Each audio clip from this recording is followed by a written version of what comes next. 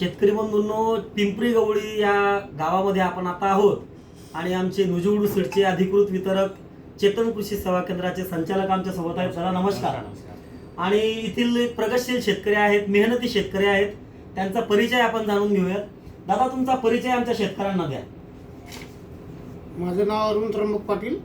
मी साऱ्या व्हेरायट्या 7 एकर कपाशी निजीडूची लावली आहे. नुजवडूची लावलेली आहे. हो. आणि आता हे बियाणं कमी पडलं तर परत नुजवडूचं बियाणं घेऊन चाललेले आहे. परत बरं, काय तुमचा अनुभव आहे नुजवडूच्या बियाणाचा? निजीडूची पूर्वीपासून लावत आहे मी. मला खूप अनुभव आहे. अनुभव आहे. हो. आता हे कोणते कोणते वाहनं घेतले परत आपण? आता मी विजेता घेतली, प्रिया घेतली, विजेता, हा, प्रिया प्रिया आणि नवनीत. नवनीत आणि अगोदर लागवण झालेली पण आहे झालेली पण है ना. हा. आता विजेताचा उगवण क्षमता कशी राहिली आता सध्याची एकदम लावलेली? एक नंबर आहे. एक नंबर आहे. हो. बरं, आपल्या आजूबाजूच्या परिसरामध्ये आपल्या गावात कोणतं बियाणं जास्तीत जास्त लावू लागले शेतकरी? हे विजेता खूप लावून राहिले. विजेता जास्त लावू लागले. हो.